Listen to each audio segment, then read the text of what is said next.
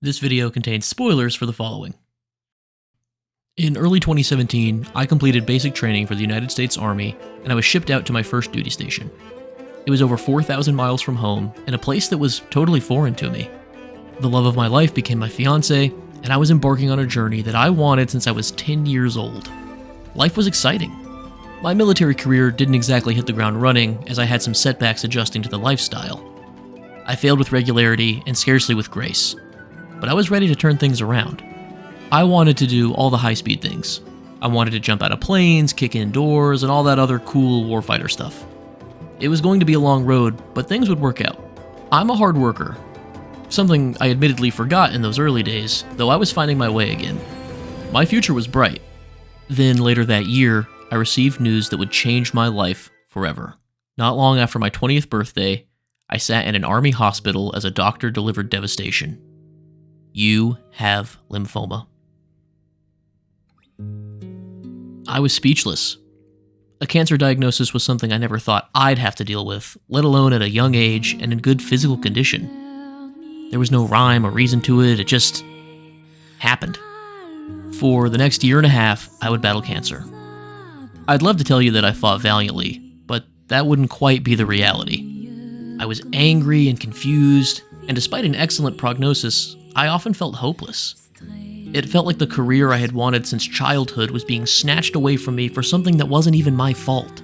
Over the course of my treatment, it felt like I was climbing a mountain I was never supposed to reach the summit of. I was exhausted in every way possible.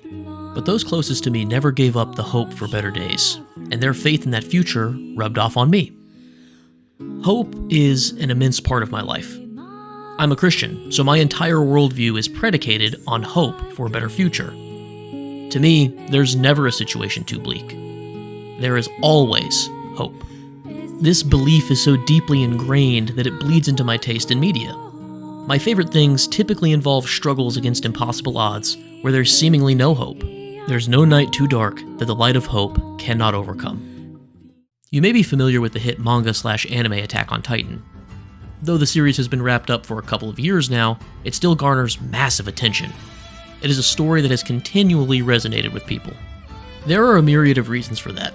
However, the reason I was so drawn to the series from its outset was something it took me years to find the words for. No matter how bad things seem, the cast always fights on. My favorite character in the series is Erwin Smith, the polarizing commander of the Scout Regiment. He is a man whose hope in a better future burns so brightly that it ignites dreams within others. In arguably my favorite episode in the anime, Erwin's troops are in a desperate situation. A Titan is using boulders as artillery and slowly whittling away at their cover. They could retreat, but they'd be met by the Colossal Titan, the most physically imposing foe of the series to that point, whose massive body heat is burning a city to the ground. What's more, the troops he's trapped with consist of Captain Levi, the most capable warrior humanity has to offer, and all new recruits. Even with Levi, it isn't exactly a winning team. There's no strategy that can guarantee a victory. For Erwin, this is the most dire circumstance he's faced as a commander. Hope isn't just absent, it's been eradicated by jagged rocks and blazing fire. He concludes that the only hope of victory the Scouts have is a suicidal charge into the teeth of the Beast Titan. This charge will provide Levi the opportunity he needs to destroy it. But it will likely cost the lives of every single recruit. And it will assuredly cost Erwin his dream of a better future. In a situation so wretched, the recruits are understandably apprehensive. Erwin then goes on to deliver one of the most inspiring speeches ever delivered in media. あの兵士たちも無意味だったのか。いや違う。あの兵士たちに意味を与えるのは我々だ。あの勇敢な死者を、哀れな死者を思うことができるのは聖者である我々だ。我々はここで死に、次の聖者に意味を託す。それこそ唯一この残酷な世界に抗う術なのだ。兵士を怒れ、兵士を叫べ、兵士を叩け。 Hope is a dwindling resource in the world of Attack on Titan. Humanity has long been embattled with the Titans in a war of survival, and the former has never gained the upper hand. They've never even had a victory. That is, until Eren Yeager. Eren, the series' protagonist, gains the unprecedented ability to become a Titan and use his immense strength and unrelenting drive to even the playing field. He is the great hope humanity has sought for a century. Perhaps his power can be enough to turn the tide and finally secure a victory for mankind. Koei Tecmo's game Attack on Titan 2 allows players to step into some of the most iconic moments of the series as a member of the Scout Regiment. Players learn the tricks of the trade and slay wave after wave of Titans. It doesn't take long to become the most prolific Titan killer humanity has ever seen. Captain Levi's Special Operations Squad is composed of the best of the best of the best. They take on insurmountable odds with the expectation of victory. The squad has a kill count of over 200 Titans, making them far and away the tip of the spear for humanity's counterattack. Yet they are leagues behind the nameless protagonist of the video game who, at the end of any given mission, has killed upwards of 30 Titans themselves. Needless to say, you single-handedly overtake the entirety of Levi Squad's kill count pretty quickly. You're powerful. You are a warrior above the rest, and the gap almost instantly becomes impossibly vast. But here's the thing. No matter how skilled you are, you're just a human. No matter how many Titans you destroy, you're at the mercy of human shortcomings, like logistics. If at any point you are cut off from your supply of blades and fuel, it's over. Your skills no longer matter. But Eren and his Titan powers represent a hope that smolders so optimistically in a dark world that it needs to be fostered with whatever kindling is at hand. That kindling often proves to be lives willingly laid down for hope's sake. At the end of the game's campaign, Eren and his closest friends are fleeing a horde of Titans. Eren is exhausted from the use of his powers, his friends barely survive the taxing battle. Many of their allies lay dead at the feet of giants. The scene then shows the protagonist, our nameless hero, dive directly into the frenzy of the horde to buy their friends enough time to escape. This is not a mission that we'll return from. It's a stalling tactic, without which humanity's light will be extinguished. The odds are impossible, even for someone as adept as the hero.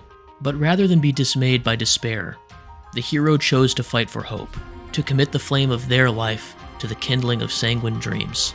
Because hope is always worth fighting for, no matter how dark the night may seem, and sometimes that fight requires ultimate sacrifice.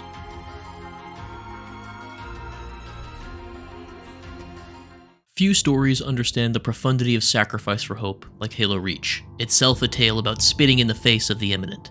And I gotta be honest, I never played Halo as a kid, so I've never really been attached to the series. Even with that detachment though, there's a noticeable weight to Reach. In the lore of Halo, the account of Reach is a dark stain on human history. The planet and its inhabitants are going to die. There's no escaping it. The desolation of Reach was set in stone long before the game bearing its name was a thought. Nearly everyone you meet is a walking corpse. The game's tagline says it all. From the beginning, you know the end. Yet Reach isn't just the home of humanity's greatest defeat. It's also the birthplace of humanity's greatest hope. Reach is man's largest colony world. It's a center for technology, industry, and military power. It is a place so deep within human territory that even the thought of alien invasion is asinine. Nothing would dare challenge mankind here. That is, until the Covenant invade. In short, the Covenant is a religious alliance between multiple alien species that looks to ascend to godhood through the activation of the eponymous Halo rings. And it eventually becomes apparent that they didn't just come to Reach for conquest. They were looking for something. Yet, that isn't clear until the game's campaign is nearly over. What is clear from the beginning, though, is your inability to win. Halo Reach masterfully weaves defeat within your victories. Sure, you might be accomplishing your objectives, but at what cost? You never feel like you're winning. Threats not only escalate, but exponentially multiply. The story follows Noble Team, a unit of super soldiers known as Spartans. They represent the apex of human military might. There's Carter, callsign Noble 1, the team's commander. His discipline and strict adherence to mission keeps everyone on track. Kat, or Noble 2, is the team's intel specialist and fearless risk-taker. Her comfortability with skirting command keeps the team flexible. Noble 3 is June, the team's sniper and taciturn professional. His calm demeanor ensures steady shots when the team needs them most. Emil is Noble 4, the team's unrelenting assaulter. His fearlessness and aggressive tactics stoke the team's fire. The team's heavy weapon specialist is George, Noble 5. George is a walking tank. However, his tough exterior belies his gentle soul. And players take control of the newest member of the team, the nameless Noble 6. All but one of these will give their life for Reach. In most cases, they sacrifice themselves willingly, believing that what they're doing will save the planet, or maybe even humanity itself. Reach's first sacrificial savior is George. With a Covenant supercarrier ship in Reach's atmosphere, the planet's destruction is certain. Noble Team doesn't yet know the planet is too far gone, so they devise a scheme to destroy the ship. Essentially, they're going to plant a volatile bomb on a smaller ship and send it into the belly of the supercarrier. Over the course of the mission to deliver the payload, the bomb's timing mechanism becomes damaged. It'll need to be activated manually. The instant George realizes this, his mind is made up. His time is fried. I'm gonna have to fire it manually. That's a one-way trip. We will make it sooner or later. Unlike the other members of Noble Team, George calls Reach home. He grew up here. And now, for his home to have even the slightest chance of survival, he must sacrifice the only thing he has left to give. It is clear throughout the campaign just how much George cares for Reach and its people. The fearsome giant is consistently kind and thoughtful, even if some of his teammates don't agree with the approach. Sorry. Why would you be? Big man forgets what he is sometimes. She just lost her father. She needs a full psychiatric workup. She's not the only one. And now, in the planet's darkest hour, he has a chance to trade his life for those of untold millions on the surface. To him, there's not even a choice to be made.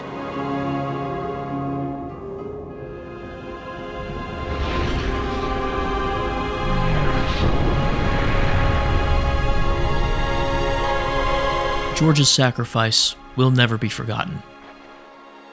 But it also won't save the planet. Slip space rupture detected. Gamma station control, reading multiple pings below the orbital defense Slip grid. space rupture detected. Yeah, we're picking up anomalies too. Are you reading Slip it? space rupture Multiple detected. Covenant signatures. Slip space Does anyone rupture have detected. They're everywhere. Slip space Yeah, rupture must be detected. the whole damn Covenant Slip fleet. space rupture detected. It turns out that the now destroyed supercarrier was only the beginning. An entire fleet of them soon appear in the sky. And at this point, the realization begins to set in. There's no winning here, only loss mitigation. It makes you wonder, what was the point of George's sacrifice? It didn't accomplish much. It didn't even delay the inevitable. The loss of the Covenant supercarrier seems inconsequential, but George didn't choose to die for the sake of victory. He died to preserve hope. Eventually, Noble Team learns of the thing the Covenant are looking for. They're after data contained within a buried artifact under the planet's surface. This data has been deciphered by a scientist, Dr. Halsey, with the help of an AI known as Cortana, the former being convinced it is the key to humanity's victory over the Covenant. If this information can truly secure humanity's victory, then it's worth giving everything for. And that's exactly what Noble Team will do. Cortana downloads the information and is handed off to Noble 6. She has to make it off the planet, and there's only one more ship available to extract her, the Pillar of Autumn. The remainder of Noble Team sets off on what will be their final mission. It doesn't take long for the Covenant to give chase. Noble 6 and Emil are forced to abandon Carter as he draws the aliens' attention and provides aerial support. But the duo are soon faced with a Scarab, a massive quadruped tank. Outmanned and outgunned, their mission is over. At least, it would be, if not for their commander. I've got the map. Solid copy. Hit 'em hard, boys. You're on your own, Noble. Carter out.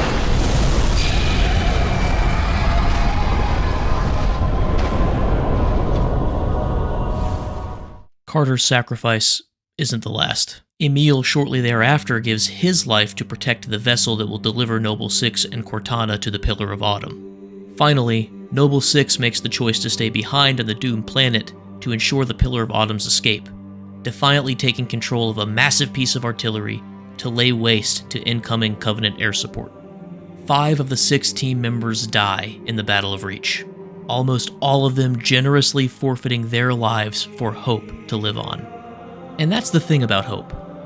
It's so precious to us that we intrinsically understand that it's worth everything. Few things give me goosebumps more than a singular hero standing face to face with death and still choosing to stand anyway. That image brings with it the idea that though the chances of victory may be slim, it's still worth fighting. Halo Reach's after-credit sequence sees Noble 6 facing down an ever-increasing wave of enemies with the inauspicious objective of survive. It is one of my favorite moments in gaming. Here, at the end of it all, Noble 6 still chooses to fight, still chooses to go out swinging. He could have easily resigned himself to a peaceful death as the planet fell. Yet he chose to fight. To the bloody end, Noble 6 won't concede. Yeah, he probably won't win. But he might. And that singular hope of victory is enough to keep pushing forward. Noble Team knew exactly what they were signing up for when they agreed to escort Cortana. They understood that they were staring down the impossible. Yet it couldn't stop them from fighting. It's what George would have done. It speaks to the unbreakable resolve of hope that lies within each of us. Things might seem hopeless. The mountain might be too steep to climb. But you'll never know for sure if you don't keep moving. Facing down the impossible doesn't always have to involve spilling blood for hope, though. You can't always rage against the circumstance. Sometimes, the fight for hope lies in the search for it. If you have any interest in the game Outer Wilds at all, I highly recommend playing it first and revisiting this video later. It is more than worth your time, and it's best experienced blind. It is a game which perfectly encapsulates unbreakable hope in an unconventional way, so I have to include it. Don't say I didn't warn you. The central gameplay loop for Outer Wilds involves the explosion of the sun and a time loop. That explosion is going to eradicate everything. All the characters you meet, places you visit, mysteries unsolved. Nothing can survive the death of a star. Nothing except the player, that is. For whatever reason, you were permitted to relive the solar system's final moments over and over again. In a desperate attempt to break the loop and save the solar system, the player learns very quickly that this isn't just a local problem. This little guy is Chert. Chert is a fellow spacefarer from Outer Wilds Ventures, Timber Hearth's space exploration organization. Chert's task is to plot the stars, diligently looking to the sky and updating Hearthian star charts. It is tedious yet valuable work, and it comes with a troubling realization. The universe itself is dying. It's not just your sun doomed to explode. It's every star, everywhere. And as a player, that should feel really deflating. Even if you can save your sun from exploding, which isn't a sure thing, by the way, you're only delaying the inevitable, and not by much. The entropy of the universe is at hand.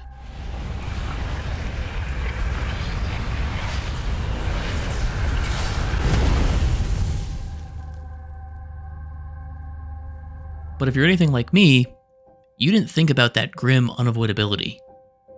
Why? Because Outer Wilds isn't about white-knuckled confrontation with fate. It's about finding hope in the darkest of circumstances. Playing Outer Wilds is an exercise in hunting for the little things, and in the face of universal heat death, everything seems little. In a game about trying to solve mysteries, the mysteries you are attempting to solve don't matter much. Few of them even have implications that could outlast the eruption of everything. Yet, they're enough to keep you going. They're enough to make you forget the despair and focus on what you can control. You probably can't stop the sun from dying. You certainly can't outrun the terminally ill cosmos. But you can tackle some new mystery, pull on a new thread at the start of every loop. The power of Outer Wilds lies in its ability to make the hopelessness melt away with a sense of individual purpose. At the outset, you have no idea the sun is going to explode. It's just something that happens. You may not even see it, your world suddenly and inexplicably engulfed by bright light and loud noise. But after it happens, you are filled with a sense of purpose. You have to be the one to find out what happened, how to stop it, and why there's a time loop that only you seem privy to. Every single thing you explore from that moment on leads to discoveries which, while maybe not cosmos-saving, are meaningful to you. Without consciously doing so, you've found a steely hope that won't bend in the face of the end times. You have carved out a way to face the impossible by being pushed by the little things. Sure, they ultimately won't change anything, but they give you something to keep going for, and that's beautiful. My favorite part about Outer Wilds is probably its ending. I'm issuing a final warning here. It is one of the most powerfully memorable endings in gaming. If you want to experience the fullness of it, please go play the game for yourself. It is worth experiencing firsthand. Please, please, please go play it if you are at all interested. With that out of the way, let's talk about the end of all things. After tens of hours exploring its densely packed solar system, you finally put the biggest pieces of the interconnected mysteries together. Despite the odds, you find what is, without hyperbole, the single greatest scientific discovery in history. The eye of the universe. This supposed center of all things is what you are unknowingly seeking from the outset of your adventure. The eye emits a signal that is somehow older than the universe itself. It is clearly something that does not obey the rules of nature as we have come to understand them. It is seemingly a place outside of reality itself, existing in the space between the knowable fixed and the inconceivable unfixed. Basically, a lot of weird stuff happens there. It is a realm deeply rooted in nonsensical chaos. The surface of the eye is a pockmarked obsidian. The sky is constantly alight as streaks of violaceous lightning brighten the amethyst clouds. The farther along its surface you walk, the more anomalies begin to occur. The flashes of lightning begin causing objects to flicker in and out of existence. You are eventually met with a leap of faith into a realm of pure, primordial chaos, staring into the vastness of the center of all things. You fall further and further. You're soon in a forest full of trees and bursting star systems. It's beautiful and surreal. Except, the stars are all burning out. You may not notice it at first, but it becomes apparent as each disappears faster than the last before entire clusters vanish before your eyes.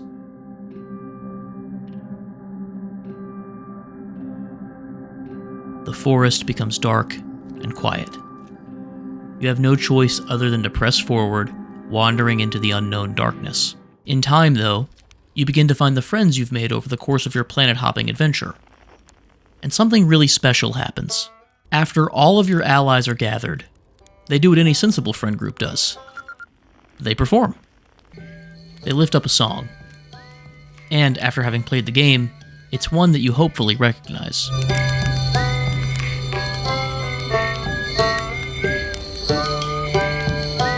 See, throughout the game, you can use your signal scope to locate other members of Outer Wilds ventures via their instruments. Rybeck cautiously plucks a banjo, Esker wistfully whistles, Feldspar plays the harmonica, Gabbro the flute, and Chert pounds the drums. They each play a little tune to keep their spirits high or simply relax. Individually, they're just a way to identify their locations from distant planets. But if you line yourself up just right with your signal scope, you get this.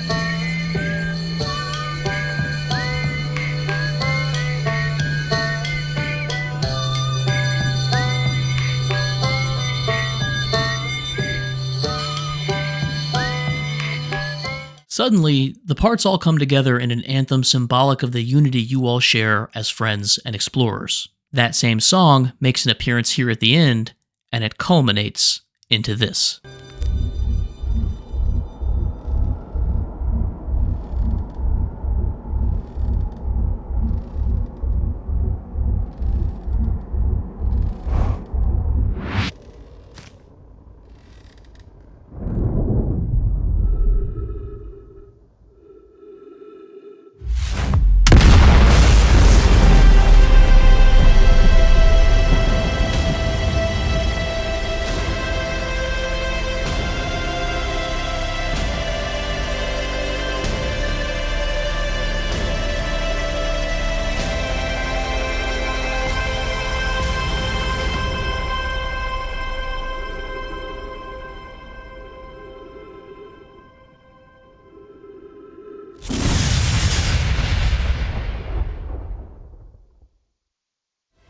One last time, your screen is engulfed in white light.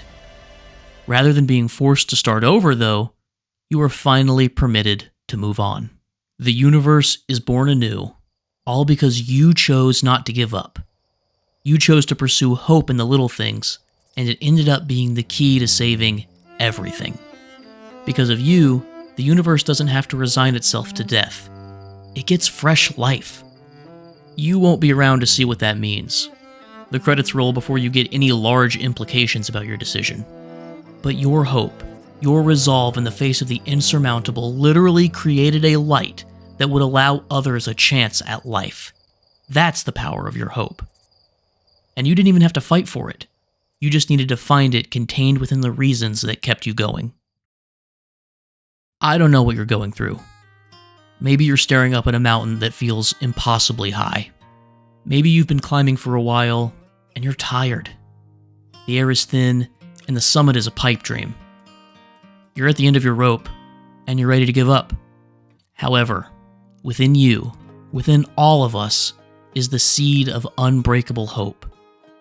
It might require some digging, don't get me wrong, but it's there. You may have to fight for it, battling tooth and nail with heavy arms and on aching legs. Or you may have to hunt it down in the mundane or wearisome, dispelling overwhelming melancholy along the way. But there's always hope. There is always a reason to keep going. No matter the obstacle, you have the ability to choose hope. Irwin did it. Noble Team did it. Outer Wilds Ventures did it. As I said in the beginning of the video, I'm a Christian, so I place my hope in Jesus Christ. And it's because of Him, my Lord and Savior, that I can continue moving even when it seems like all is lost. And I stake my everything on that. Christ is worthy of placing all hope in. And maybe that's not something you're ready or willing to do. But I know there's something in your life worth pursuing with hope when the odds are impossible. Every mountain looks unclimbable from its base. But you'll never know if you can reach the summit if you stay there. And who knows?